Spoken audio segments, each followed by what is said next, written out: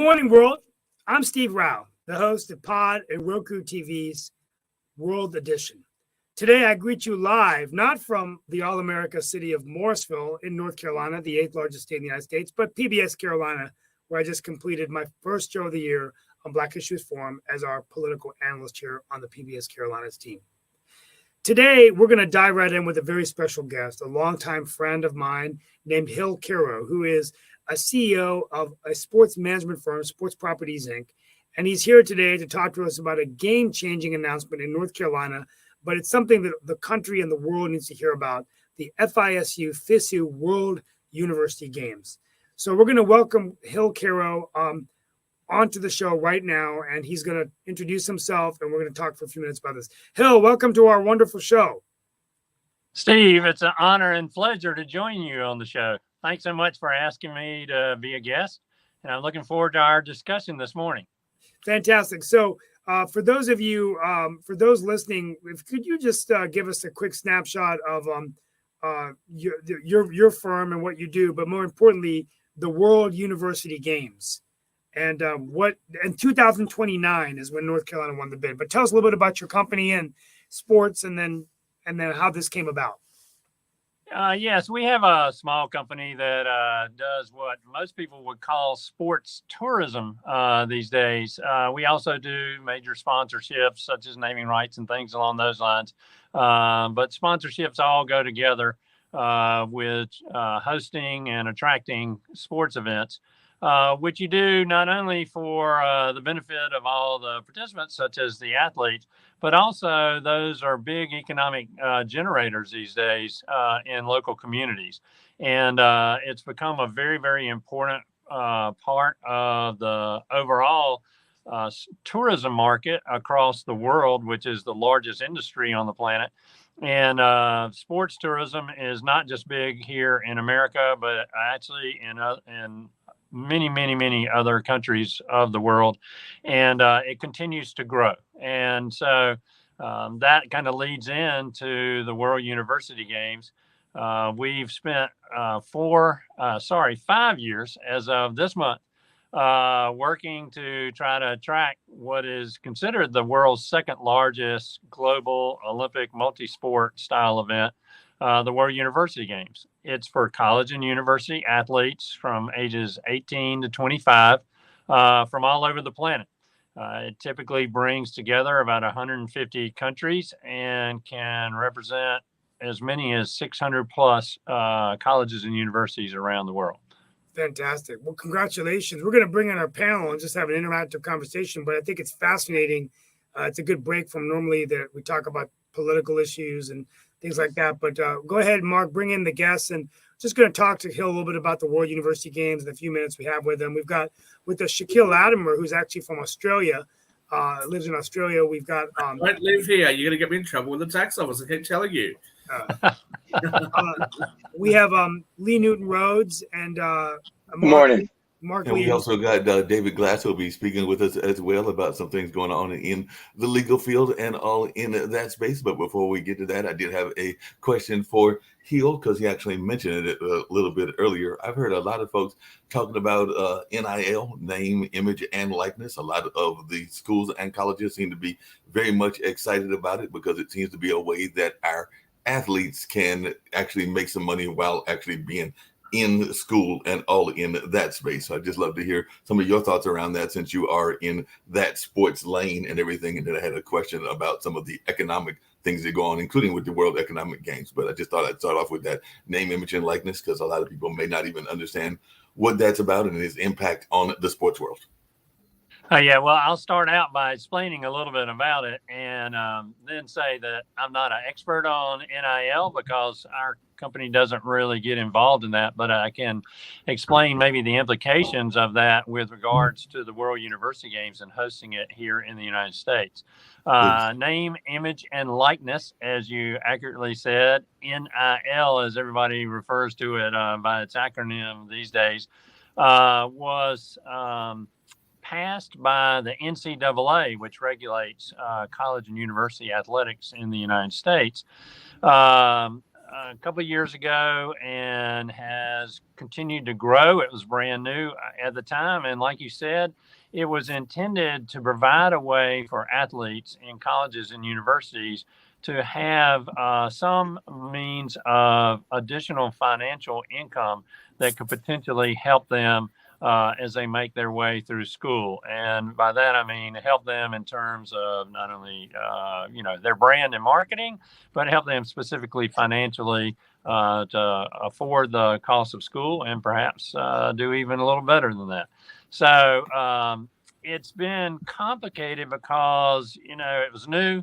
The rules are kind of evolving as to what's allowable and what's not. What you've generally seen happen at a number of the larger universities is what is called collectives, where the alumni can form a group where everybody can help contribute, and or businesses can work through that to engage athletes or provide funds to athletes to help represent that collective out in the community and beyond. And then there are individual athletes doing their own deals and all. And actually, some of the top income producing athletes are some female athletes in the U.S. So since they haven't always been able to be at the same level as the men's sports, which have been going a lot longer in the NCAA, that's a very good kind of equality setting mode that NIL might be helpful with. Where it could potentially come into play with the World University Games is the United States is currently the only collegiate university system in the world, to the best of my knowledge, that has gone forward with something like NIL. You might see some other countries possibly do that, but no other countries in the world have athletics integrated into their colleges and universities at the level we do here in the United States. So that's already a distinction. But one of the things we were thinking about, we're required as part of the World University Games to do a large cultural program with the games. It's not just all about sports. We're also required to do a world conference, and we're required to do a major educational program. And the educational program is both for all the athletes who will be participating in the games, as well as it can be open to the public as well.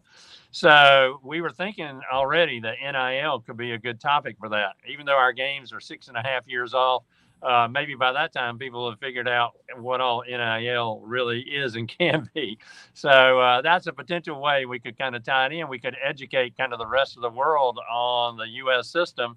It's good points, it's bad points, and they might be interested in perhaps utilizing that as a way to, again, help college and university students who are engaged in sports have some additional income streams to assist them with the cost of their education and beyond.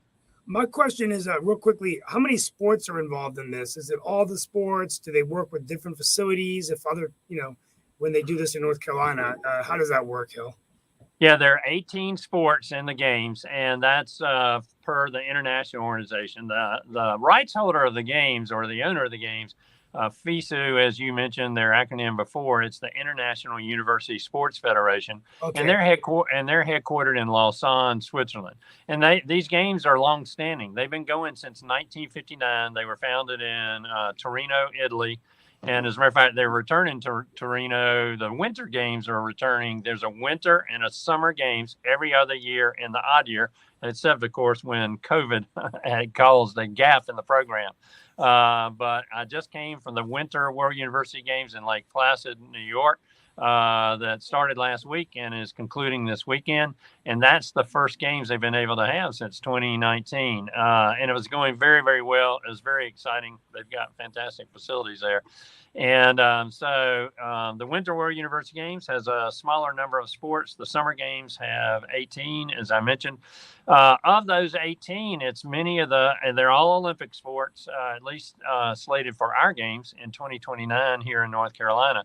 And of those, many of the biggest sports you would typically expect in Olympic Games, track and field, swimming, diving, tennis, basketball, volleyball, gymnastics, but also some smaller sports, table tennis, taekwondo, judo, fencing, and badminton, among others. So we'll also, among those 18, they let you have 3 that you choose yourself. And they have to approve, of course. And the 3 that we've recommended, again, that are all Olympic sports, are baseball. We have the headquarters of our U.S. Olympic governing body for baseball right here in the Raleigh-Durham area of North Carolina, and softball and rugby 7. So that comprises the 18 sports of the games, and we're very excited. We have to. The event is so big, we have to stage it between downtown Raleigh, North Carolina, and the Greensboro Coliseum complex in Greensboro, North Carolina. The good news is in that footprint, there are 19 colleges and universities with over 250,000 students in a typical fall or spring semester. And we're going to use at least 13 of those colleges and universities to help showcase the sports of the games. Hey, one of the other quick questions I had and everything, Hill, and then I'm definitely going to get to some stuff with David as well, is I know a lot of times people have been very much excited around the growth around sports and how sports can be an engine in economic growth. I know that I want to say that in Chicago recently, they're building a new stadium. I want to say it's near the O'Hare Airport and everything in that space. I'm actually here in Durham, North Carolina, and I know that Major League Baseball has required somewhat of an upfit of the newer stadium and all in that space. So in that sense, it's very much driving some economic growth, and that is seen as a wonderful thing for cities. But I was just wondering your take on sports and tourism as an economic engine in the growth of areas and all in that space. And I've just given 2 examples that I was aware of, and some people are very much excited about that. Sometimes people are concerned about what impact it can have on a negative side as well. But I'd just love to hear some of your thoughts. Yes, no, actually, that's why sports are growing in the tourism sector, because they're perceived as a great engine of economic growth and a way to showcase a community. And that's not just for big cities like Chicago, like you mentioned. You're in Durham, and you mentioned, Durham isn't near the size of Chicago, but the Durham Bulls baseball team there is the most famous minor league baseball team on the planet. So that's given great brand recognition and awareness to Durham. And as you said, there's economic impacts right now from expanding and enhancing the stadium. And the team is slated to be there for a long time to come, drawing people from all over, and those impacts from restaurants, hotels, etc. Yes, even for the World University Games, recent third-party economic impact studies that have been done for the games, they've totaled anywhere at the low end from $150 million in local regional economic impacts to as many as over $300 million, depending on the market the games have been in. So quite significant, and people see that as an important aspect of it. And that's why, like, our state legislature has appropriated some funds to go towards helping us do the games. The majority of money will actually come from private sponsorships and all, and from private sources. But it makes for a good public-private mix, and the whole reason they're willing to do that is because they see the important economic impacts that it brings. Beyond economic impacts, again, like the World University Games get over 3,000 hours of television broadcast time, not just on linear TV, as they call regular traditional broadcasts, but also streaming all over the world. And the worldwide audience is typically over 400 million. So think in terms of not only bringing everybody into your community and those direct impacts, but being able to have folks all over see your community, learn a little bit about it, perhaps, hopefully be positively impressed and maybe want to visit there sometime, which will have extended economic impacts off into the future. Hey, Hill, I've got one other quick question, and it actually revolves something that Nick is very much involved with, and I'm involved with this network and all along those lines. And I'm actually going to put us on the spot and everything. Is there any possibility that the World University Games could be aired here on Pod TV? And if so, what do we need to do to make that happen? There you go. The answer to that is all right. So to get the games last week when it was awarded to North Carolina, we signed about 60-page contract with the international governing body, and it specifically covers TV in there. And we negotiated a lot of those points. To start with, the bottom line is we actually do get the broadcast rights in the United States. And we'll be working on how that will be put together, and I've actually had talks with the president of ESPN Sports, the president of CBS Sports, Turner Sports, NBC, et cetera, to lay the groundwork for those conversations, which will be coming up. But FISU, the international governing body, does a streaming service called FISU TV. You can actually download the app and watch the end of the Winter World University Games in Lake Placid right now over the weekend. And so that would be something we'd have to discuss and see what, the possibilities are. Keep in mind that the effect on the ability to do it on Roku TV and on your podcast would be not just coming from the international governing body, but from any U.S. broadcaster we got involved as well. So that'll be somewhat complicated, I'm sure, and we'd have to work that out. But now that you raise a question, I'm taking notes on it, and I'll put that into the conversation and see what the possibilities are. Fantastic. That's what I like to hear. We're going to keep him for a few more minutes. Mark, I'm getting some requests. I want to share the live link with Hill Kara so he can send it to all of the people. I was actually going to do that right now and everything. So it was sort of last minute. I didn't get to do the live link for all of you, but we can send you the link and then we can broadcast. We can showcase it together. No problem at all. But thank you so much. But I think we got a few more minutes with him. I think this is really exciting. The one theme I think is particularly during this time, how sports can bring people together. On the show, we have very heated debates sometimes about politics.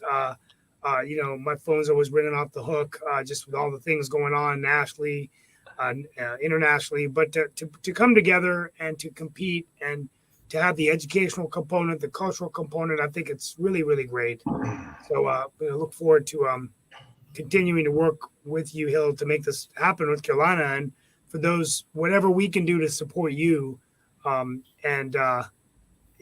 terms of just making this a success and eventually sharing the message with our viewers, we're willing to help out in any way we can. Well, thank you, Steve. To your point about bringing people together, as you know, in our state, our legislature is predominantly one party, and our governor is of another party. And the good news is they all came together to help us get this event. So, the governor was very involved in the process, and actually a document from him is part of our contract. And like I said, our North Carolina legislature actually has set aside some funds in a reserve fund that'll help us out with conducting the games. And even very divergent constituents, if you will, are brought together by sports. And that's very, very important. And I think that holds true around the world. And we need to use sports to continue to bring our planet together as much as possible, or any other music or other things that can do that, because we don't need to have all the divisiveness that we have now. And that's why I've gravitated towards this type of work throughout my career, because I really enjoy trying to bring as many folks together in a common cause that's bigger than any individual initiative. And I have found that when and done successfully, these events, everybody goes away, no matter what their ideology is. They go away really pleased that they all participated in this and with a good sense of pride and confidence. And it helps them go and do other things together as a team. And even within our area of North Carolina, we're going to have 5 cities as hosts: Raleigh, Durham, Chapel Hill, Cary, and Greensboro. 5 counties as hosts: Wake County, Durham County, Orange County, Alamance County, and Gilbert County. And the state of North Carolina and America. We actually represent America in this event. So all those constituencies have to come together and work together. And I think if we do this successfully, like we've done other major events in the past, that's a team that can go out and help solve other major issues or overcome challenges we have now: transportation, housing, things along those lines. And that can only be good for everybody. Hey, Hill, Yeah, along those same lines. I have a slight complaint, but I also have a solution for you. So the slight complaint that I have is that I heard you say earlier, I think that this was sports for university kids aged between 18 and 25. So that excludes me. That means that I'm too old. So may I suggest that you have a mature age entrance part of this. And for broadcasting rights, I will insist that if I'm playing sport with a whole heap of 20-something girls, that it gets broadcast on Pod TV. But I will actually just ask you to expand on the University Games, if you may, because you have talked a lot about America being involved, but it is the world Games. What's the turnout like? Obviously, the Olympics, Australia loves to watch Australia and New Zealand. Get up there. I'm sure you guys love to watch the United States and Canada get up there. What's the turnout like from your international participants? It's very, very good. It's usually at least 150 countries participate in the summer games. Being up in Lake Placid for the winter games. The winter games are about 20% the size of the summer games. To give you an idea, the summer games, what they call the official delegation, which includes about 7,000 to 7,500 athletes, plus coaches, plus support staff and all, is roughly 10,000. So that's the group we have to house, feed, and get out to their venues for and ceremonies for the games. And to give you an order of comparison, the largest event in the world, the Summer Olympic Games, the delegation is 15,000. It's capped at 15,000. So this is 2/3 the size of the Summer Olympic Games. Now the Winter Games their total delegation is about 2,000. So like I said, about 20% of the Summer Games. And even in Lake Placid at 20% the size, they had almost 50 countries participating. And yes, Australia was one of them in winter sports. And so, yes, and I was there at the opening ceremonies, and all the countries march in just like in an Olympic event. And it was really gratifying. Of course, the biggest cheers, and actually one of the larger teams was from Ukraine. So that was really neat to see everybody. They actually got a standing ovation when the team from Ukraine came in. And so that was really heartwarming. But teams were from all over the world, and we would expect the same for games in North Carolina in 2029. One other quick question. Australia's a little disappointed that New Zealand currently has the America's Cup, but so we know for our Australian audience, is Australia? Normally we have the America's Cup. You guys don't have it. Is Australia doing ourselves proud? Are our youngsters over there kicking American butt, or are we need a bit more experience? What's happening with our guys? No, I will say from having actually done work in Australia on the Sydney Games, my previous life I was working with the U.S. Olympic and Paralympic Committee and actually helping raise the funds for the Salt Lake Olympic Games, as well as help stage the Olympic Committee presence at games all over the world. So I've spent some good time in Australia. And I will have to say that Australia loves sports just about more than any other country I've ever been in. And so that part is fantastic. And but no, it's not that we love sport. It's just that we like beating other countries. But I look forward to welcoming you back to Australia for the Olympics in 2028 over in Brisbane. Well, we want to thank just really quickly, and I did want to bring in David as well. Go. But one last question for Hill is, a lot of times when things are built, and I don't know how much actually new structures have to be built, then it's a matter of what to do with the repurposing of them afterwards. So how many of the game facilities are already existing? How much will have to be built? And is there any plan for them afterwards is my quick question and everything. Yeah. Mark, the good news is you asked a really great question, because one of the things that helped us land the games is, in kind of an unprecedented fashion, because of the great infrastructure we already have online with our fantastic universities and our municipal and even some private facilities we'll be using for the games, we actually have 100% of everything we need for the games in place. All the housing and dining for the athletes is in place. It'll be divided into 2 athlete villages, as they're called. One will be at the University of North Carolina, Chapel Hill on their South Campus. One will be at UNC Greensboro. And then all the competition facilities and training facilities. Keep in mind, you got to have a bunch of additional facilities for everybody to train during the games when they're not competing on a particular day. Those total over 50 venues, and we've got everything in place. And that actually helped us score really high in the bid. And that was one of the reasons they wanted to come here. The other main thing tied to that is that many of our facilities are on our university campuses. And if you travel all over the rest of the world, including in Australia, the other universities in the world don't always have the type of athletic infrastructure on their campuses like we do here in the United States. So that was a real attraction to them too. So the short answer to your question is we don't have to build anything new. The good news is there actually are some new facilities under development in the Triangle, and that right now we don't have to use them for the games, but some of them seem to offer some attractions that we might want to use them for the games. So it's only going to get better. And so we don't have to worry about building something and having to worry about the after use of it. It's already going to be there. A quick question for you. I've traveled a lot through the United States, and again, knowing what's happening in Australia, both in 2000 and 2032, I know I said 28 before. What's the story with transportation? Because international people generally are not going to fly into North Carolina's international airport. They normally enter through New York, Dallas, or LA, where most people enter from. How do they get to North Carolina and to these locations? Yeah, well, actually, you'd be surprised at how many direct international flights we have in North Carolina when you put our three major airports together. And we have two of those airports are going to be within the footprint of the games.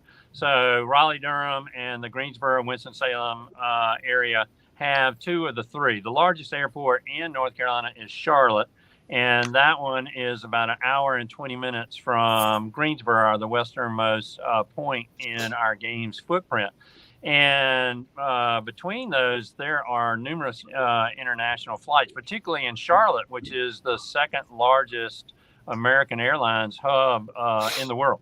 And so we're kind of fortunate in that regard. But in general, there will be routing through the Miamis and the Washington, D.C.s and the New Yorks of the world, kind of coming from the, Europe and territories that way, and then coming from the Pacific side, they may route through the West Coast markets like Los Angeles, San Francisco, Seattle, etc. And luckily, we have nonstops from all those major markets out west directly into the Raleigh-Durham or Charlotte or Charlotte airports. So we've got very good connections. They're used to that aspect. And so we will, and then once they're here, we'll have a very sophisticated ground transport system that not only gets them from the airport back and forth and all their equipment, but also takes them to their villages, gets them around, and we'll have a circulating system that gets them among venues if they want to watch their teammates, and then a specific dedicated system that will take them out to their training and their competition site. So we've done this before. We've done two really big events here in North Carolina in the same area. What was called the U.S. Olympic Festival, kind of our country's domestic Olympics over about 2 decades. And we did that in the 80s. And then we did the World Special Olympics Summer Games in 1999. And between those, we're taking it up to the next notch, obviously, with World University Games, but we've got at least the basics for how to do that. Sounds good. Sounds fantastic, and I wish you guys all the best. We're going to thank Hill Carroll. I want to thank Hill Carroll. I want to welcome Sasha Starr to the show. He's going to update us on Ukraine. I'm going to leave with Hill today because I got to do another show at PBS. But thank you all so much for being with us.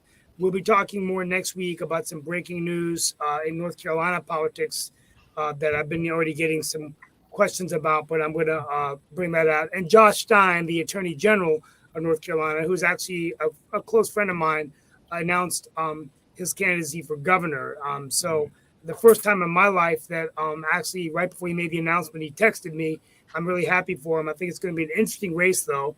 So we'll talk about that, and hopefully we can bring the Attorney General on our show to come and talk about his vision for North Carolina and his perspective as an attorney general that's doing a lot of interesting things around the country. Anyway, Hill, thank you all so much for being with us, and Thank we'll you. be back next week for another. Thanks for coming. University Games. Have a blessed day. Thank you, guys. Appreciate Have a that. great show. Thanks, everyone. Thank you. Right. No, appreciate it. And I was actually going to pivot because I'm going to bring in David Glass, and I know that David Glass, a lot of people have been paying attention to a icon that passed away. Well, actually, the daughter of an icon, that being Lisa Marie Presley, and all along those lines. And I know that they were in a heated custody battle, her and her ex-husband, and all in that kind of space. So I definitely wanted David to talk about that and some of the things that might be going on, because it seems like there might even be some opportunities for him to get a sizable portion of the Presley estate and all along those lines. But I don't want to put words into David's mouth, but I'd love to hear his perspectives on what's going on in that case and what even regular people need to know when they are thinking about estate planning and things of that nature. So I'd love to hear your thoughts about what happened with and is happening with Lisa Marie Presley, as well as just the general notion of estate planning, particularly if you've got a sizable wealth and all of that. I don't fall in that category, but there might be some others that are watching that do. Sure, absolutely. So obviously it's a tragedy when anyone dies so young. Lisa Marie Presley dying at 54. And she had been in a heated custody and child support battle with one of her ex-husbands, with whom she has 14-year-old twin daughters. That case was centered on, were the children safe with her, given her ups and downs, her various fights with drug and alcohol addiction, and her recent family tragedy of losing her oldest child, her son, to suicide. And so all of that had been playing out in the courts here in Los Angeles County for about 2 years. The first piece of information is all of those family law cases die. When a parent dies, the family law case dies along with them. So the father is the 100% custodian of these two children. And the child support that was awarded, that Lisa Marie paid to him to help him raise the two daughters, that's also gone. But there is an opportunity on a couple different fronts to revive some of this litigation. And to revive the litigation, the father would have to take the case to probate court. In LA court, the court that handles wills and trusts is probate court. And so the father could start a case in probate court saying that Lisa Marie Presley's estate, whatever income she still has coming in from various assets, is still, in a sense, rich enough to pay the child support that she was ordered to pay before. In terms of custody, the only type of new litigation that could erupt is if Lisa Marie Presley's mother, Priscilla Presley, felt that she wasn't getting enough time with these children. She could go to probate court and start a Grandparent Visitation Act. Here in California, a parent of a deceased parent can go to court to try and get the court to dole out specific time so that they can maintain a relationship with their grandchildren. So those are the potential pieces of litigation. Whether they actually happen is probably unlikely. And so I'll go back to the child support first. Lisa Marie Presley, there's been a lot in the news. She ran through $100 million. She got $100 million when she sold her father's publishing rights 10 years ago. And most of that is gone, and she owes money to the government for taxes. But she still, upon her death, owned her share of Graceland, a continuing vibrant business. And so her estate probably has some assets and probably has some income coming in. It's not likely that it's going to make sense for the father to come after the estate because the two daughters hold 2/3 of that Graceland estate now. Lisa Marie Presley's estate plan transferred her rights in Graceland directly to these two daughters. So they will have more than enough money to support private school or horse riding lessons or going to college, anything they want to do. They're going to have the own money. The only question will be who will manage that money for them. So the child support case is a hypothetical, but it's not a likely practical case here in Los Angeles. And then in terms of custody, all the reports that I've seen in the media are that Priscilla Presley has gotten along with her former son-in-law on very good terms, that he allowed Lisa Marie Presley to have 50-50 custody of these twins, largely because she had moved back in with her mother and her mother was helping her. And so it's likely that those good relations will continue, and hopefully they continue, because these 14-year-olds obviously are going through one of the toughest periods of their life after having already gone through the divorce of their parents. And so hopefully all aspects of this family come together to support them. Can I ask you a quick question there, David, just on the custody thing? Correct me if I'm wrong, because I know the laws are a little bit different in each country and each state. But at 14, the children generally, just hypothetically, if Michael Lockwood said, no, you can't see your maternal grandmother anymore, the kids could say, we're 14, to hell with you, Dad, we're going to go see her, right? Like they have a say at this age, right? They do have a say, and under California law, at the age of 14, a child's preference can be taken into account. So if Priscilla Presley brought a case to probate court and the children expressed, we have a preference, we have an idea of when we want to see our grandmother, the court has to take it into account. It's not a final say. At 14, it's one of 12 or 13 factors that the court has to look at when it determines what's in the best interest of these children. Where should they live? Where should they sleep? Where should they go to school? What pediatrician can they see? Let's just play a hypothetical here. Let's say that he actually challenged this in court. He won 100% custody, and the court says that, but she has no right to see the kids. The kids decide, no, I'm not going to abide by these rules. Right. I'm going to spend the weekend at grandma's house.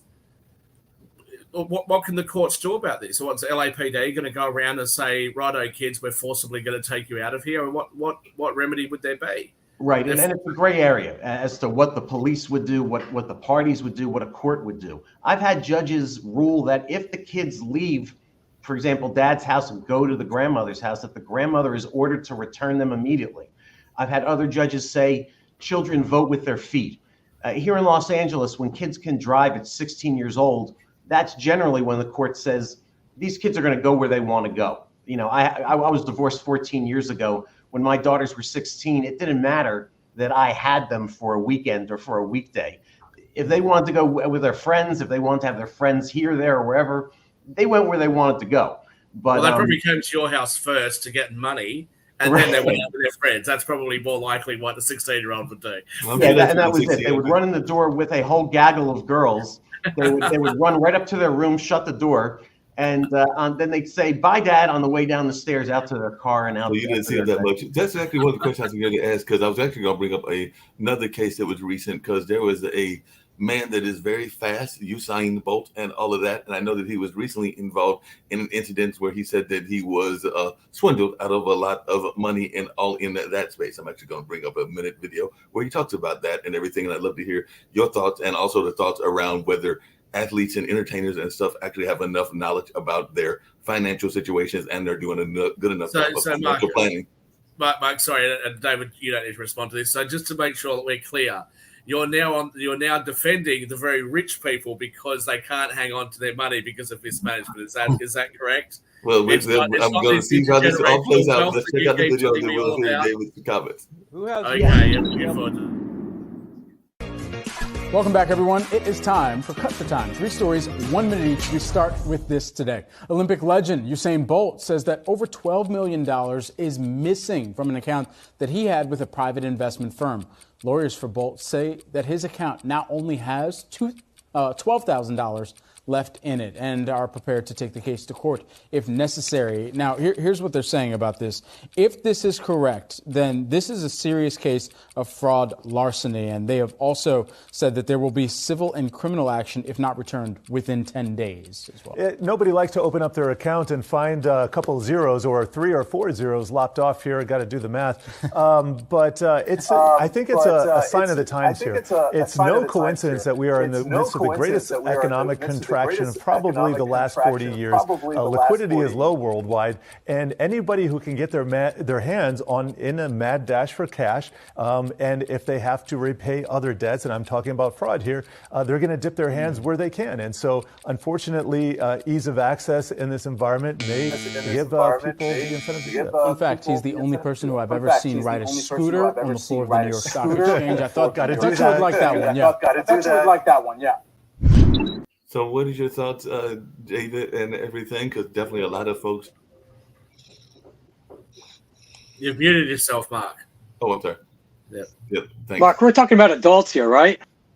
No, we're talking about athletes, Athletes, okay. yeah. not adults. Okay, And so- athletes. So, Yeah, David, you do a lot of work with athletes. You do a lot of work with folks like that are in this kind of category and everything. So, what are your thoughts around the knowledge of whether they are having enough knowledge in financial planning, in the financial things in that space? We talk a lot about and are proponents of financial literacy here on the network. But I was just wondering your thoughts as to whether the athletes and the entertainers are learning enough about these things, because you actually even mentioned it with Lisa Marie Presley. Yeah, the easy answer is no. I represent, professional sports players and actresses and musicians, all forms of celebrities. They all have business managers, and some of those business managers do the right thing. But there's a long parade of people suing their business managers, at least here in Los Angeles, for not keeping them informed or for using the money in a bad way. And it's a two-sided argument. If you're an adult and you've made a lot of money, I think you have an obligation to check up on your business managers, not wait for a yearly report, open up the account and find that, in this example, 12 million has dwindled down to 12,000. But there are also cases like Elton John sued his business managers in the UK, and they brought out that he was spending $1 million a month on flowers and $2 million a month on chocolates. And so he was part of the problem in his overspending. It also brings up another issue. We've had a lot of celebrities recently dying without having any sort of estate planning. Prince dies without a will, and he has this huge music catalog and royalties and residuals and all sorts of assets. And the case is still being fought out in court there in Minnesota. And the shame of it all is that when you send a case through probate court, almost 50% of the estate disappears to the probate attorneys, the probate investigators, and to just probate fees. All that could have been avoided if he had a simple will saying everything I own pours into a trust. Well, let me just say a couple of things there, if I can. I know that the obvious response that people might have is that there needs to be more regulations over what investment advisors are doing with funds and what business managers are doing with funds. However, when you're talking about that sort of money, you will have some form, I think it's called accredited investor in the United States, wholesale investor or sophisticated investor in Australia. It's pretty much the same thing around the world. If you're over a certain net worth, it's assumed that you have the ability to manage that. And oftentimes it's not true. And I know a lot of very wealthy people. It oftentimes is not true. And it's up to, I've had people that have said to me, we want to put all of our money in these various things that you're doing. And I'm sitting there saying to them, you cannot put everything that you have with me, right? That's a really bad idea. It's not because I'm not backing myself. It's just that I couldn't in good conscience, recommend that to you. You need to have some diversity amongst your investment advisors. So I think that's an important point. But when it comes to things like wills, when it comes to things like prenuptial agreements to work out what happens to assets in the event of a divorce, I don't think this is just the realm of the very wealthy. I think this should be really taught and drilled into people. They must have this. And, talk about something like a will. Let's talk about something that's not even really worth very much. Let's say you've got your grandmother's wedding dress, right? And the grandkids, there's only two of them. There's a boy and the girl. The boy wants to give the grandmother's wedding dress to his new wife to wear, the girl he's about to marry, and his sister wants to wear the wedding dress and she wants to own it. The wedding dress might not be worth that much, but they're going to fight about this in court. And that's why I think it's really important. And I think it shows a real failure that very wealthy or very high earning people, athletes, actors, singers, that sort of stuff, are not being told, listen, you're going to be coming into some big money here. We need to get this stuff sorted out. Right. And a good financial advisor or business manager will have a separate person handling finances and then have a separate expert drafting wills and advising on trusts and other options for avoiding taxes. They will have a whole team of people. The problem seems to come when a business manager does it all him or herself.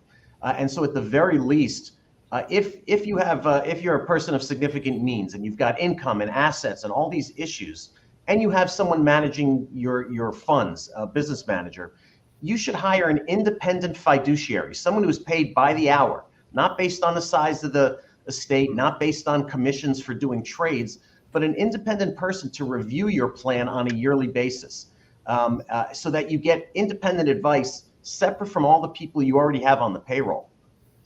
David, I'm sorry. Should high schools be doing a better job teaching financial literacy to everybody? Well, hold on a second, because that's actually where I was going to go as well. Because we heard earlier today Hill Carew talking about name, image, and likeness, and I know that's also down there in the high school level as well, and also the college level. And we do know that a lot of people win lotteries and they get these windfalls of cash. So I just wondered, from your perspective, David, is there enough of that education, as Lee was just saying, that is actually going to our kids? And what are some of the things that you're seeing in LA or just around the world that can actually improve this? Can I just say something real quick? So Lee, to your point there, if the school system isn't even teaching kids arithmetic and English language skills, etc., what they should do, we can all say they should do this, they should do that. Lots of things should be done, but it's not likely to be done, I don't think. And I just want to make one comment to David. You mentioned about Elton John spending $1 million on flowers and all this sort of stuff every month, but I don't know what his net worth is. Last time I checked, it's around 500, 600 million. Now, let's just say that he makes 10% on those assets every year, plus he has an income. On the 10% passively that he's earning on his $600 million or $500 million, that's $50 to $60 million a year. So, he can afford it. He's earning enough. He can afford to do that. Yeah. So I wouldn't blame him for being spendthrift. I would say that if he has an expectation of how much he's making, he should be able to spend that. We saw this play out in the Amber Heard Johnny Depp trial recently, where we all looked at their finances and went, they're spending what? They're doing what?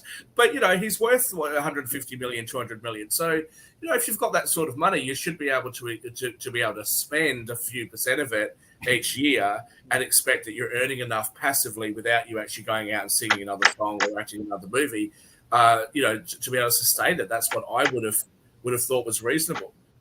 Is there a specific qualification that you need to become a business manager, or can anyone do it? Anyone here in the United States, anyone can. They're generally CPAs who've been accountants and then develop a relationship with various people of significant means. But there really isn't a requirement for any of those things. But back to the question of financial literacy, I liken it to when I was in high school. My parents made me take a typing class. And we sat down at a manual typewriter, ASDF, semicolon, LD, all that stuff. And I thought it was crazy. I was the only male in the class at the time. I thought my parents were crazy for doing it. But when I got to college and the Mac computer came out and everyone started doing all their work on a computer, I could type 90 words a minute. And so a simple skill that you could learn early on can pay off a lot later on. So a simple class in how to balance a checkbook, in how investments work, in how various people have been ripped off. That's not even a year-long course. That's a 12-week course that you could offer in high school, in college, anywhere. It's not offered. I'm always shocked by the number of attorneys, psychologists, doctors, lawyers, Indian chiefs who have no idea how to manage their money. They start making money and they have absolutely no idea. David, as a quick side note, I'm not sure what your complaint was. I did journalism in year 9 because I was the only boy in the class. Well, yeah, and that's like I took a home ec class. I took a cooking class as the only guy. That was for dating purposes in high school, but the typing paid off. Sasha, you wanted to say something there. Yes, Sasha. And Dan. Oh, no, Shaquille, I just want to make a quick comment when you said that if someone of incredible wealth will buy so much flowers, he can afford it and it's reasonable. And I wanted to add that it may not be reasonable from the point of his money manager because it will be less money to steal from him. So Yeah, perhaps. he might object to his buying flowers in such quantity because Perhaps. But I can tell you, Sasha, I've just had this conversation for the last week or two because some of my when I say some, all of my top clients have said, look, you're going to Africa, all sorts of, don't put me here by myself. You go to Africa, you go to a high risk place. We would like to increase your health insurance policy, and because I smoke and etc., I've got to go in for another health test and blah blah blah. So I was doing all of that. I've discussed with my lawyers how I need to update my will, I need to update all these things, and the insurance policies we owned by my clients. And my lawyer said, technically speaking, I have to advise you that you are putting yourself at risk. That if your investments, that the money that you're managing on behalf of these clients, if it doesn't work out that well, they would have a financial incentive to kill you. And so I've had to put all these other provisions in, to manage all that. But the thing is that I appreciate where my clients are coming from. Was actually my suggestion originally about making sure there's a life insurance policy over me, because I have a lot of discretion over where their funds go, and they may not be able to see where their money is. So I think that's a reasonable thing to do. But it just seems strange that a bunch of investors from Perth, Western Australia, the arse end of nowhere, are going to have more investment know-how than some of the wealthiest people in the United States. Hey, David, while I'm thinking about it just really quickly, and I don't know if you've got any thoughts about it, but I do want to get to one other case that involved Hollywood and everything, and I would love to hear your perspective from a lawyer standpoint. But I did see that Alec Baldwin has actually been charged with manslaughter in that particular case that went on last year, in that what a lot of folks were saying was an accidental shooting in the film of Rust in New Mexico. Right. That was actually 2 years ago, because in 2021 and everything. But I was just wondering, from a legal standpoint, if you had any thoughts or observations about that case, and were you surprised that he was charged? This involuntary manslaughter. Right. Yes. Meaning he didn't have the intention to do Absolutely. it, but he was sort of sloppy in his handling of the gun. Yeah. It's a surprising result for most people, because they don't separate civil law and criminal law. So in the civil court, Alec Baldwin did everything he could very quickly and in a very public relations wise way to make amends with the deceased family and husband, to make the husband the executive producer of the continuing filming of the film, to give him money, to make sure that just went away. But the legal standard for a civil case is completely different than a criminal case, and the DA there has complete freedom whether to pursue this or not. It is surprising, at least given the information that's been released to the public, that the person who was holding the gun, even though farther down the line there should not have been live ammunition on set, the ammunition should have been tested before it was put into the gun. The gun should have been declared safe or clean before it gave to him. There are a number of steps before the gun ever got into his hands.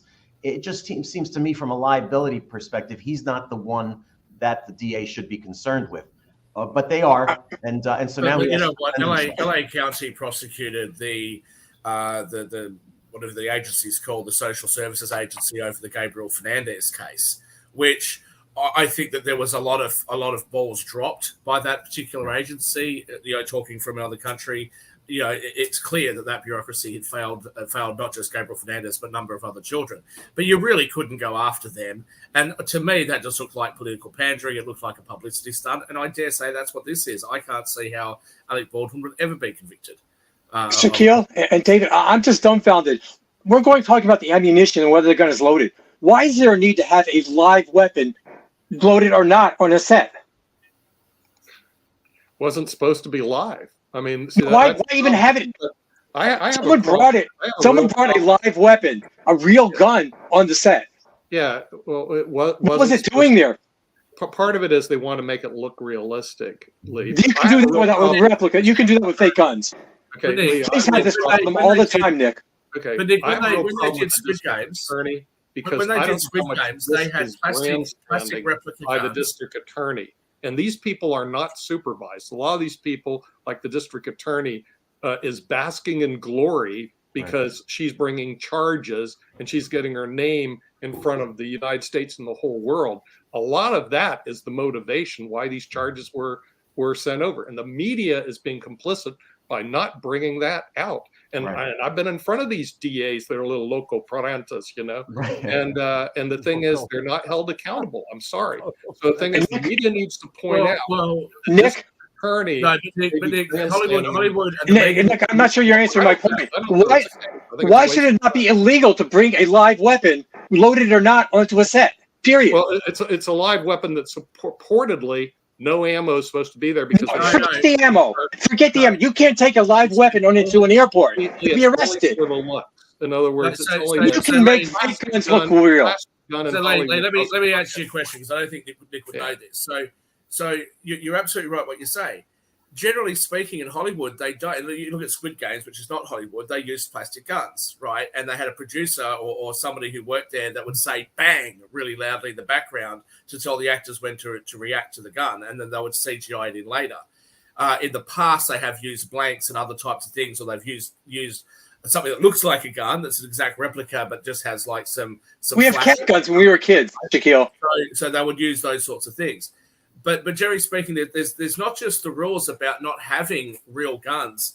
When I went for the police department, we were in training exercises. Our guns would actually have screws through them, so they couldn't be fired anyway, but would still be our responsibility to check.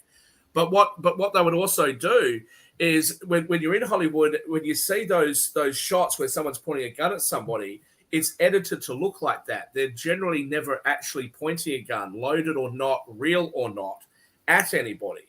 So I'm not 100% sure what's happened here because I haven't read the exact sort of details, but it sounds like he wasn't even shooting. He just sort of shooting the film, I should say. He was sort of testing the gun out and then sort of pointed it and pulled the trigger, which he shouldn't have done. You should have pointed at the ground at least if you're trying to play around with the gun. But I think you're right, Lee. That shouldn't have happened. But the question would be, whose responsibility was it?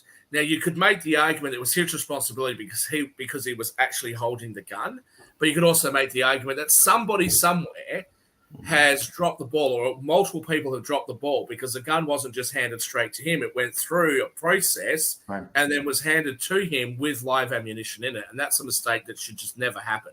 Right, and it comes down to the munitions expert. Every film has a munitions expert. That person is not supposed to have live rounds. They're supposed to load the fake rounds, the blanks, into the thing, and they're supposed to shake the bullets to make sure they make a certain sound so you know it's a blank. Put it in the gun. Then the gun is handed to the assistant producer, who is supposed to check the gun a second time and announce that it's clean when they hand it over. So there were at least, in this case, 2 steps before it ever got to Alec Baldwin. But to the original question, there is no reason to have any sort of real guns shooting blanks or not. These days, with all the effects they can do, they could use a fake gun. They could add the sound later. Someone could yell bang, and hopefully, although doubtfully, but hopefully the industry looks at this and just says we can't have any sort of live shooting guns on sets. It's too dangerous. Hey, David, just really quickly, and I know we're winding down and everything. I've got to show a very quick clip, everything, but I'm curious as to how busy you've been with influencers and all along those lines, because I know that for a while there was a short amount of people that could be athletes, they could be entertainers. That's one of the things that a lot of people talk about is that there is not that there's a finite amount of people that are actually making it successfully in those industries. But now with influencers, there's a lot of folks that are making it. They're just common citizens. As a matter of fact, there was one that made a lot of money off of TikTok, off his comments around bi-weekly pay and all of that. And that's what I'm going to bring up and show right now. And then I'd love to hear your thoughts around the notion of influencers and how they're keeping you in. So you're telling me that the biweekly check was designed to make us think that we're getting more than we're actually getting because we have short-term memories. And then when we see that 2-week check, we think, wow, that's a lot of money. But if they actually handed us our hourly rate in cash every hour, we would start to rethink our choices. We would start to think about how hard we worked over the last hour. And was it worth it? Was it worth this hourly pay? No. They want you to hire on it hourly and then collect your money bi-weekly. Why don't they just hire you at a bi-weekly rate? He got like about a million. He got like about 1 million hits, by the way, or something like that. The whole system is sort of crazy. But the as far as influencers getting divorced, most of them are too young to be married. I haven't had influencer divorce cases. And although COVID raised the divorce rate here in LA County by 40% for the last 2 years, I just haven't had these influencers. The question will be, what kind of goodwill do they bring to their business? These are solo practitioner businesses. And at least in California, someone who is solely responsible for their business, you can't tie them to making money for that business and making money for their ex-wife or ex-husband if it's their only job. There's no slavery. David, people will sometimes say that I'm a mad conservative, which I'm not, but they'll also say that I could be a little chauvinistic. But let's be honest here, right? 70 to 80% of divorces are brought by women, and 99.9% of the people that are doing, the fish lips and the bum out, other than Dan Worthington, he'll put his bum out occasionally, but other than him, 99% of the time they're women. So do you think there's any men out there that are going to say, look, my influencer wife, she was getting free fish and chips, or a free steak down at the restaurant for sticking a bum out and doing fish lips. I want to sue her for half that steak. Do you think there's many men in California or otherwise that are doing that? I doubt it, because again, most influencers are getting free food, free clothing. There are a few people who are making cash off of their YouTube or TikTok videos and advertising. But the other stuff, it all comes down to income. How much real income are you making?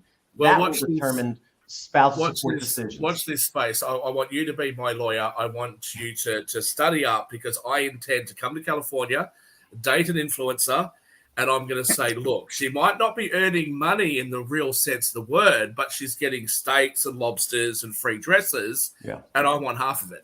And you're going to be representing me. That's my plan. And the crazy thing is, there is case law. There's a famous case in California where a son lived in his mother's house for free, and they sent out an appraiser to say if he was renting that house, it would be $7,000 a month. We're going to count him as getting income of $7,000 a month because he gets free housing from his mother. And so it is a potential that did she win the case? Yes. So does that then set a precedent then that the IRS could say to every college kid that lives with their parents, because you're living with your parents, you're actually getting a non-cash benefit that we have the right to tax. Although people aren't obligated to earn money until they've reached majority. And the IRS. No, that's why I said college kids. So when you spend $85 billion employing 85,000 new IRS agents, is this going to be perhaps the Democrats' new plan? Go after the college kids that are 25 living at home and say the rent money that you're not paying is an income and you should be taxed on it. Because that would set the precedent, right? Yeah, I doubt it. I think the Democrats here in this country are more interested in the high income earners and the corporations who aren't paying taxes rather than going after the college. Well, that's what they might say, David. Shaquille, I do not recommend, as the other lawyer in the group, I do not recommend you come to California, marry a California girl just to get half of her steak and dresses. Because you make too damn much money, she's going to sue you for half of what you make. Dan, do you think I would be this brazen and taunt the tax office on air like I do if I didn't have a team? I spend $1 million a year on lawyers and accountants right now. My assets, also, I want my girl to sign a prenuptial, whatever girl that is, but it doesn't really matter if she doesn't, because you can't get my assets. They're somewhere else. They're not that's mine. right. Hey, David, just really quickly, I'm ready to wind down. And I learned all of this. I learned how to protect myself because of my last joyous experience in Australia's family court. So yeah, I'm well protected. Right. Good man. I just wanted to make sure you're okay.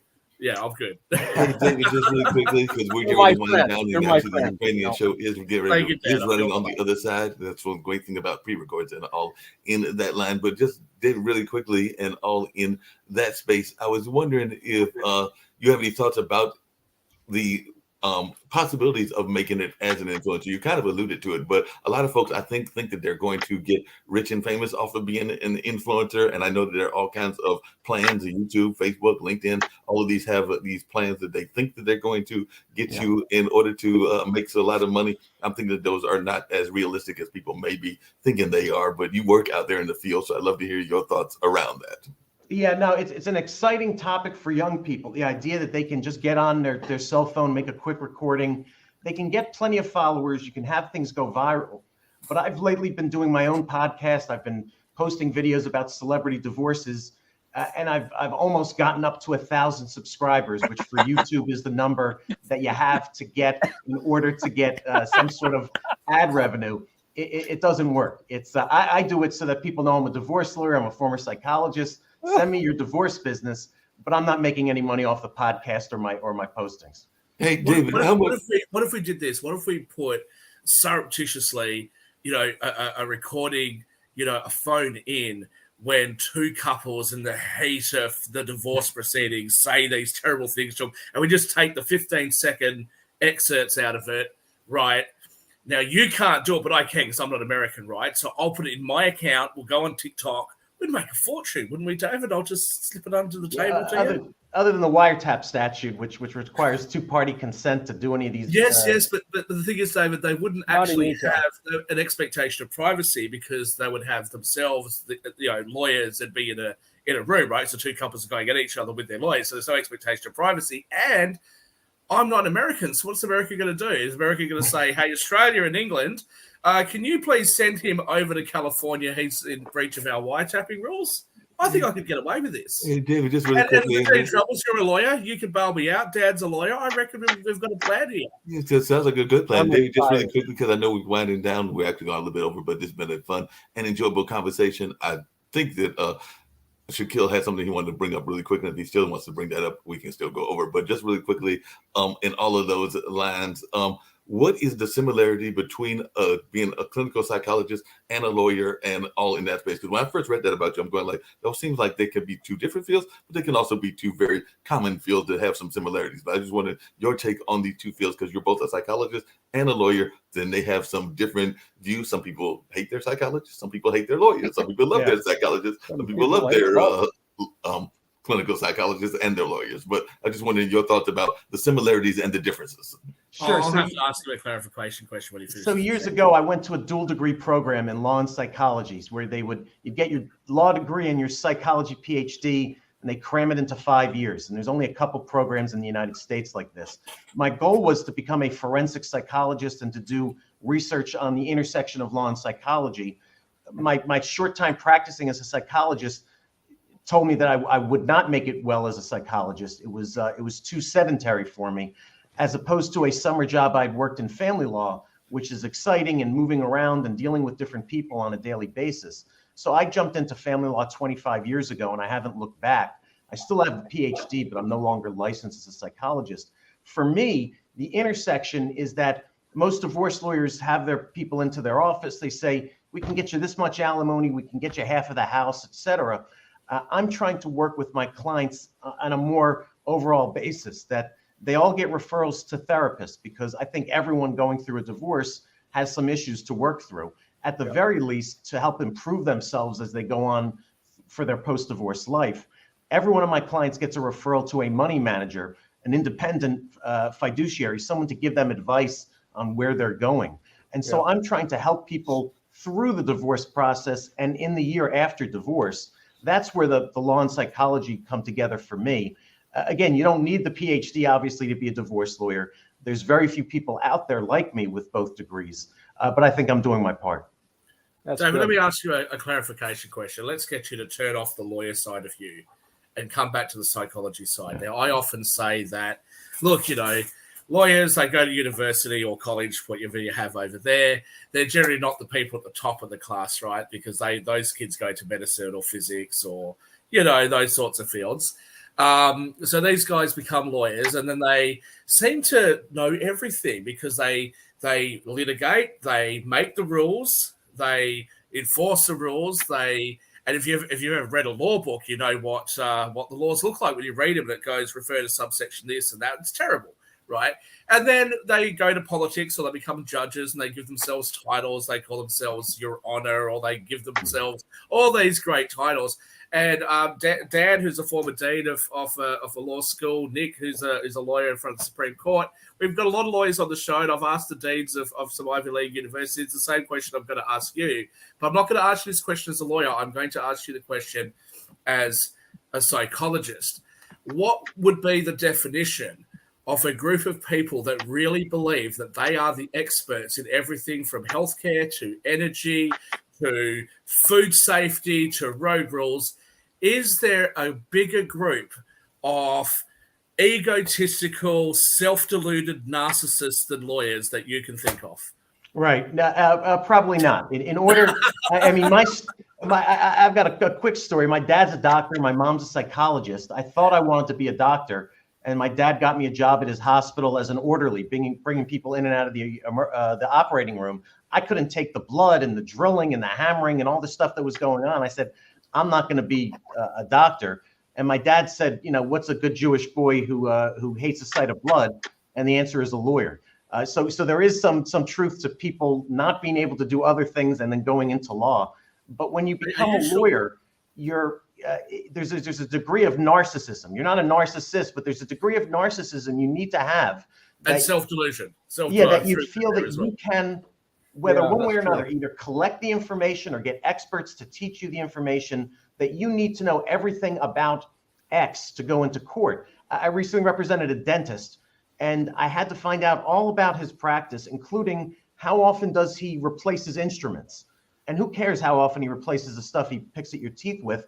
Well, if he's depreciating those new expenses as a business expense, but they last for 10 years, it's fake money he's depreciating. That's money that could be added back to what he's really earning and could be paying in support. So I had to become an expert in dental practices in order to go into court. So there are two sides to the story, but there are more people. Is that an admission to your father that you actually got it wrong when you said that you didn't like the sight of blood and the drilling and all the noise? You left medicine and went into family law, which has lots of blood, lots of drilling, lots of blood. And essentially a concession there to your blood dad. Sport. It's a blood sport, but it's virtual. It's a virtual blood sport. Hey, David, along those same lines, you got a lot of folks that will swear up and down that the lawyers are in control of the world, whether that's entertainment, whether that's politics, whether that's sports, whether that's a number of other things. And I was just during COVID, whether or not you leave your house, the lawyers actually whether or not you in go charge see of your the world? family, you know. Sorry, go on, Mark. So, David, are the lawyers actually in charge of the world over there in the entertainment field? Because I know that that's something that the common man will oftentimes be complaining about. They'll be like, well, you know, it's the lawyers, certain cultural groups that are in charge of Hollywood and all in that space. So I was wondering your take on this as one that is actually working there in the industry. Yeah, I think there is some truth to that. There are tons and tons of lawyers who never practice law. They go to law school for the training and the way of thinking, or they practice law for a short time and then jump out of it because most lawyers are unhappy practicing. I happen to enjoy family law, but they jump into politics or entertainment or management, and they use the skills they learned in law school or as a junior lawyer to then turn it into a successful career. Certainly, our Congress is filled with former lawyers, and they're the people who are making the laws. And that's why the laws against attorneys, it's hard to win a malpractice case against an attorney. It's a lot easier to win a malpractice case against a doctor. Yeah, makes sense. Shaquille, before I hit that magic button, did you just want to give a quick comment to the folks about what's going on in Australia and New Zealand, to be exact, and then we're going to get out of here with that comment. Oh, look, I think I've exceeded my weekly quota of wisecracks. So I hope I'm glad to see David smiled at most of them. Look, no, I'll just simply say to the people internationally who think that because Prime Minister Ardern was the darling of the left around the world, it's not because of this male chauvinism that has occurred in New Zealand or in Australia or on the international stage. That's not why she's stepped down. She stepped down because she was going to lose the election. We all know that. She has made a whole heap of promises that, she hasn't been able to fulfill. New Zealand is in a substantially worse place than what they were before. You've had a 500% increase, according to Winston Peters, of people sleeping in their cars since the Labor Party took control of New Zealand. Okay, so the idea that it's because of the patriarchy running international politics, give me a break. And the fact that she has played all these cards in order to win power and now wants to play the gender card as a reason as to why politics, she needs to spend more time with the family. And poor her, she had to delay her marriage. Yeah, so did everyone else in New Zealand because of COVID. Okay, that she locked down the South Island because there was one case on the North Island. So let's not muck around with each other, okay? If you have a policy and it's controversial and you're being criticized for it, and you take a risk and you get it wrong, okay, then you sit there and you say to people, look, I got it wrong. You probably want a new leader. I did my best. I hope you don't feel too badly about me, but I'm out of here. Good luck. I hope the best for the country. What you don't do is you sit there and blame other people. And to blame the chauvinism of Australia for her plight, really. And I might just remind, especially the Democrats in the United States who seem to love her, especially the really progressive ones, who know nothing about Australia but seem to want to make comments about what we should do with our, with our outback and all these different things, and the Canadian Liberals. Might just remind you that one of the reasons Winston Peters put her in power was because she was going to reduce immigration rates. How does that fit with the left-wing agenda at the moment? Mm-hmm. And now, finally, we have seen New Zealand, the only Five Eyes nation in memorable history that has actually had negative net migration. That is an appalling statistic. We are the most desirable countries for people to come to. Also, I will remind both the United States and Canada, who seem to have this rose-tinted view of Jacinda Ardern, that when it came to criticizing China about what the Five Eyes nations call human rights abuses, she is the only one that balked. But this is the person that is being kind. Well, she wasn't kind to the people that asked for our help. She wasn't kind to New Zealanders who are suffering. She wasn't kind to New Zealand's youth that are leaving New Zealand in droves, predominantly to Australia, for better opportunities. She has been an awful Prime Minister for New Zealand. And anybody outside of New Zealand and Australia who thinks, well, she's a woman, so therefore she's a fantastic Prime Minister, should maybe have a look at what her results have been for New Zealand before they start lecturing the rest of us about our misogyny. Fair enough and everything. David, just really quickly, because I was going to throw something and Shaquille's going to love me throwing this at you and everything. I was just wondering if there was, because there are organizations that are out there and sometimes those organizations get significant amounts of money and sometimes they do crazy things like buying homes and buying things that are elaborate with the money that they've got from their political endeavors and their activism endeavors. And by the way, in case you hadn't picked it up, I consider myself an activist and all in that space, but I don't approve when certain people do stuff in that realm. Hold on a second. Hold on a second. Here's the whole story. An activist of what? I'm getting to the story. Shaquille, would you let me finish? Because one of the things I was going to ask, because it was directed toward David, is I was actually referring to the Black Lives Matter movement and some of the houses that they bought and all in that space. So I was just wondering whether, as we close out, whether David had handled any of those cases and what his thoughts were when activists decide to actually invest in some things that they might not have needed to invest in when the money is supposed to be going for whatever the cause is and all along those lines. So I was wondering, David, your thoughts on that. But that mark, before you respond, David, but that mark is what you specifically support, right? The founders of BLM. I don't support the founders of BLM. No. The founders of BLM are avowed Marxists. Now, what do Marxists do? They steal from the rich, they steal from the poor, and they give it all to themselves. Well, first off, and they're in charge of everything. That's what you say you support. So hold on a second. First off, you're assuming that I'm an avowed Marxist. Remember, I also no. I didn't say you were. I didn't say you were an avowed Marxist. I said the founders of BLM are, and you supported them no matter what they did. They riot, they did whatever. That's what you said. Dan, isn't that what he said on previous shows? That he's a supporter Yeah. of what they But do? hey, I had to point out those were mostly peaceful riots. Mostly peaceful protests. With everything burning in the background. And he said looting, and he all that. said- Yeah, I remember all that. He's made his comments. Well, it's about this, and he has a Those friend. were that doesn't feel that reparations. way. The looting was Yes. reparations, according to OAC. The looting was Well, reparations. some people may think that, but David, Okay, I want to David. hear your comments and everything. Yeah. Along this, Yeah. because you had Welcome to the represented show, because you are in the entertainment space. There are activists, plenty of them out in LA. We know that Mm-hmm. Rodney King was out there. There were a number of other ones that have fallen into the activism space. We know the famous OJ case was out there and everything. So I was wondering if you had represented any of these folks and what your political thoughts were or your lawyer thoughts were on those lines. I haven't represented any of those folks. I haven't opposed any of those people in court. It just seems to me that money corrupts.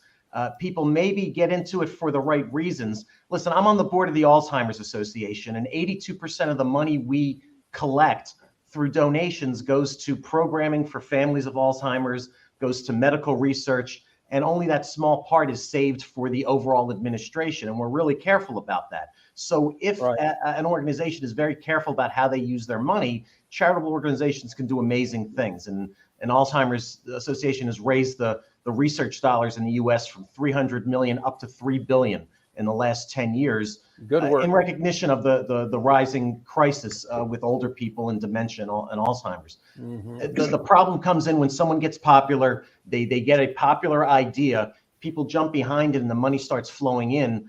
And whether it's Sam Bankman-Fried or it's the Black Lives Matter, they start spending the money on themselves and things that are not associated with their movement, and that's where things go wrong. And that's fraudulent.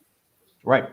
To be fair, though, Hollywood never talks about the great people in finance or the great people that didn't do anything wrong. They took Jordan Belfort. They make this fantastic movie, The Wolf of Wall Street, about him, and everyone laughs. Like, it was a great movie, great actors. Margot Robbie was an Australian actor. Fantastic film, right? But Jordan Belfort was a prick, and what he did was clearly wrong. But they're going to make it look also cool, and it was also fun, and it was all that. And when they make a movie about Sam Bankman-Fried, look, the guy's in his 20s. He pulls a caper, is what we call it here in Australia. He pulls a caper, gets billions of dollars. He's got himself sitting next to presidents. He's got himself sitting there next to the world leaders. He's got this penthouse apartment in the Bahamas. He's screwing all the women because he's convinced them about this polygamy, thing. I mean, the guy's living the dream.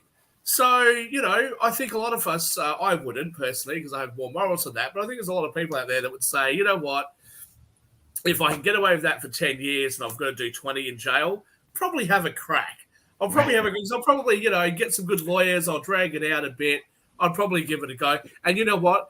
In 10 or 15 or 20 years from now, we're going to watch a movie about him, and they're going to make that look cool as anything. People are going to feel about him like they do about Jordan glorify him. Amazing guy. Well, how much fun? What a great caper. And they're not going to tell the story of all the people that got hurt. They're not going to talk about all the people that were honest in the industry, that were pioneers, that were trying to actually achieve anything. No, those people don't get the attention. It's just the bad eggs that get the attention.